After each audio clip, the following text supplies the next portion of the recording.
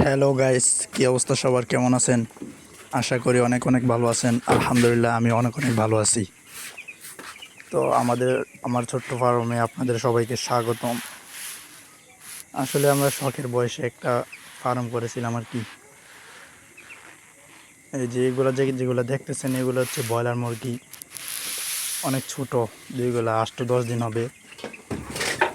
আর এখন যেগুলো দেখতেছেন, এগুলো একদম ছোট, একদম বাচ্চা, দেশি মুরগি থেকে ফুটানো। আর এইগুলা হচ্ছে আপনার এই বড় মুরগি, ডিম পাড়া দেশি মুরগি।